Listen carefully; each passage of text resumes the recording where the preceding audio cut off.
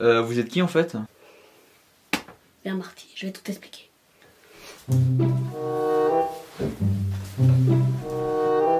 Alors je t'explique, je viens de 2050 et je venais pour te dire que en 2050, Disney n'existe plus, a été détruit par Universal. Et le rapport avec moi en fait? Et bien tu vois, plus tard en 2050, E.T. est la personne qui contrôle Universal. Et tu es toi la seule personne à le connaître personnellement. Et aussi du coup la seule personne à pouvoir le détruire. Mais comment c'est possible? Disney ils ont racheté Star Wars et Marvel, comment ils ont pu se faire battre par Universal? Eh bien regarde.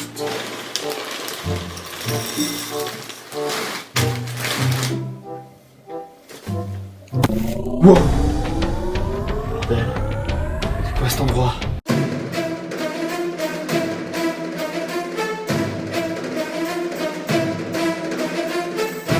Et salut tout le monde, et pour le Ciné Truc épisode 4, aujourd'hui on va parler de Retour vers le futur, sorti en 1984. Est-ce que je peux dire un truc moi? Oh mais ferme ta gueule, on sait très bien qu'après cette scène va y avoir un gag avec Timéo. Salut, bienvenue dans les anecdotes de Timéo. Alors juste pour vous dire, en fait j'ai pas les mêmes habits, j'ai pas la même casquette, parce qu'en fait mes maîtres ils voulaient pas que je la mette.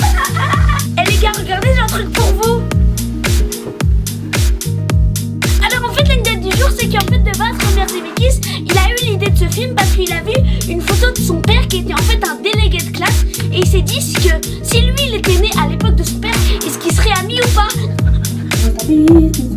Au revoir à tous les amis.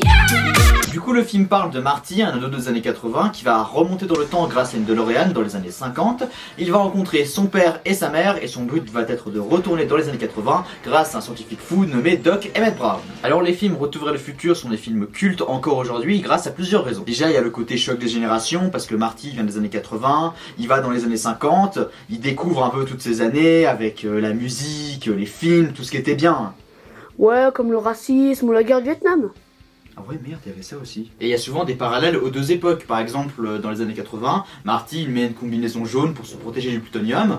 Et quand il va dans les années 50, les gens le prennent pour un martien parce qu'il y avait un comics de science-fiction avec un personnage qui ressemblait un petit peu à Marty. Et il y a aussi les éléments des années 80 qu'on va retrouver dans les années 50. Quand par exemple la promenade des deux pins, qui dans les années 80 c'est du béton, alors que dans les années 50 c'est un champ avec des pins. Mais l'un des plus gros points forts c'est bien sûr les acteurs parce que le duo Marty et Doc c'est l'un des meilleurs du cinéma et c'est eux qui apportent tout l'humour du film. Et il y a aussi la musique qui donne un petit peu ce côté épique à cette saga fait par Alan Silvestri et qui est juste génial. Mais pour qu'un film soit bien il faut aussi que le scénario soit bien écrit et même si ça paraît un petit peu basique sur le papier, l'histoire d'un enfant qui remonte dans le temps, bah en fait il est quand même assez bien. Par exemple en fait il y a beaucoup d'éléments dans le scénario, on se dit bah, c'est pas important, c'est pas des dialogues importants, mais plus tard dans le film ça le devient. Comme par exemple quand la mère de Marty raconte comment elle a rencontré son père, au début on se dit bah ça sert à rien, mais plus tard ça devient très important et même l'enjeu du film. Du coup en fait chaque dialogue et chaque scène est important dans le scénario. Et on a tout le temps l'impression qu'il y a plein de péripéties, plein de bâtons dans les roues qui tombent sur les personnages,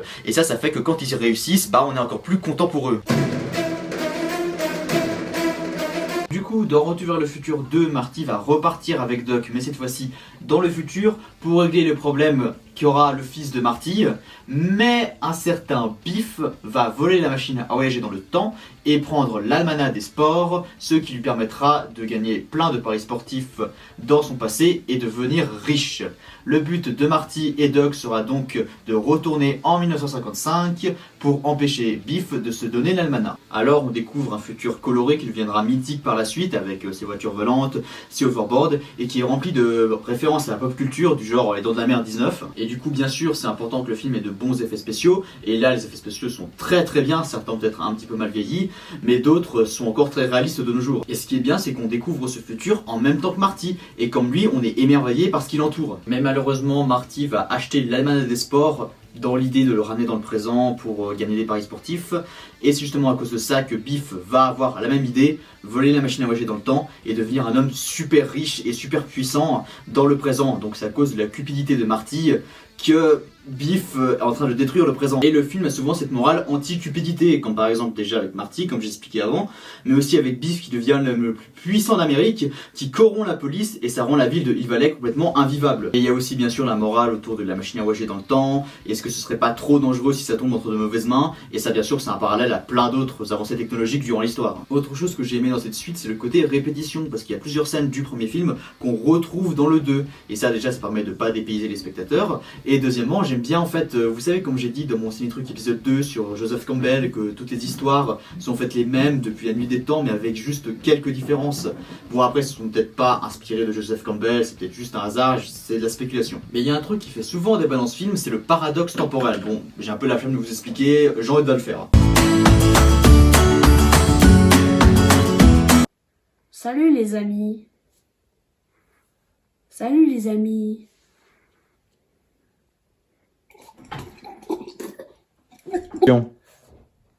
Bonjour à tous. Bon, bonjour à tous. Je vais vous expliquer qu'est-ce qu'un paradoxe temporel. Du coup les amis, je vais vous expliquer un schéma qui est le paradoxe temporel. Donc d'abord, nous avons 1955. Puis après, nous avons 1985. Puis après, nous avons 2015.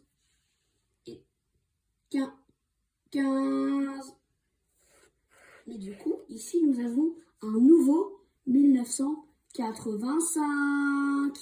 Mais du coup, le problème étant que si Biff a ramené l'almanach en 1955, ça a créé un nouveau 1985 et un nouveau 2015.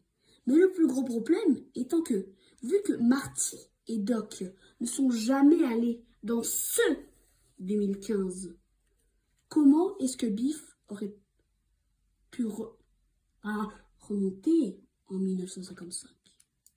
C'est ça. Et du coup, voilà les amis, c'est ça un paradoxe temporel. Est-ce que vous avez compris? Et voilà les amis, c'est la fin de cette vidéo. Oh, je vais marre de ce travail de merde. Oh, Jean-Hugues, tu te calmes. Oh, Jean-Hugues. Mais le truc, c'est que les voyages dans le temps, ça n'existe pas. Et même si ça existait, les scientifiques ne savent pas du tout comment ça pourrait marcher. Donc dire qu'il y a une incohérence sur un truc dont personne ne sait comment ça marche, bah je trouve pas ça cohérent. Et là il y a toute la partie où ils retournent dans les années 50, et là en fait le Marty et le Doc du 2 vont rencontrer le Marty et le Doc du 1, et du coup il va y avoir plein de scènes où ils vont un petit peu se croiser, et ça j'ai trouvé que c'était vraiment très bien, parce qu'on a vraiment l'impression que les deux films ont été filmés en même temps. Donc Retour vers le futur 3 se passe au Far West cette fois-ci, ce qui permet déjà de faire plusieurs références à d'autres westerns, du genre le fait que Marty se fait appeler Clint Eastwood, du coup ça permet de faire plein de blagues autour de ça. Il va toujours y avoir ce débat autour de la machine à voyager dans le temps, est-ce que c'est pas trop dangereux, et ça va se concrétiser vu que la machine va être détruite à la fin.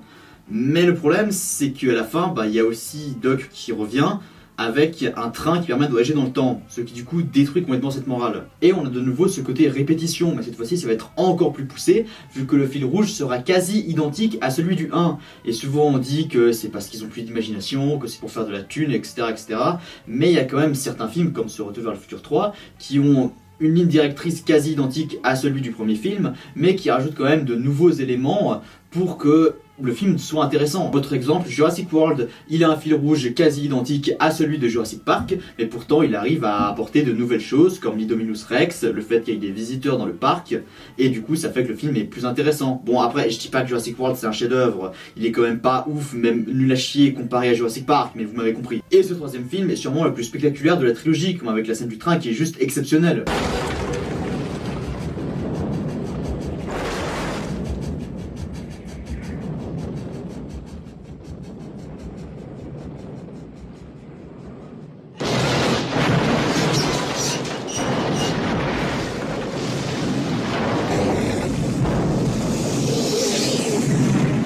Et dans ce film, j'ai bien aussi aimé l'évolution de Doc, qui au début, dans le 2, il disait que les femmes, il les comprenait pas, que c'était pas pour lui, etc.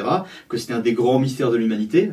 Et dans le 3, il tombe amoureux et commence à se séparer un petit peu de cette idée, jusqu'à faire des enfants. Et bien sûr, il y a aussi l'évolution de Marty, qui dans le 2 et le 3 n'aimait pas trop qu'on le provoque, mais qui finalement arrive à se contenir, et il apprend aussi que le futur n'est pas défini et que c'est à lui de créer son propre destin. En conclusion, la trilogie Retour vers le futur est une saga culte qui lui restera encore longtemps, et qui montre qu'elle n'a pas besoin de suite pour garder cette aura intergénérationnelle. Voici 2050. Il faut que j'en ça tout de suite. E.T. Qu'est-ce que t'as encore fait? Mais tu peux pas racheter tous les films du monde, ça se fait pas. Oui, bon, c'est vrai que Disney, ils ont fait des suites nulles de films cultes, leur dernier film d'animation a bidé, mais ça a toujours été comme ça avec Disney. Ils ont eu des phases où ils étaient nuls, et même leurs bons films bidaient, et puis ensuite ils ont réussi à faire de mieux en mieux, ils ont fait Le Roi Lion, La Petite Sirène, et ça va se passer pareil dans le futur, je suis sûr. Oui, bon, si tu le dis, mais là tu fais la même erreur qu'eux. Et tu sais quoi? Je te défie en duel. Si je gagne, tu arrêtes, si je perds, bah je perds.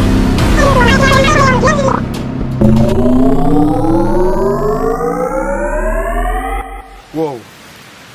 On est où ici? Ok, à nous deux maintenant. Rayon magique.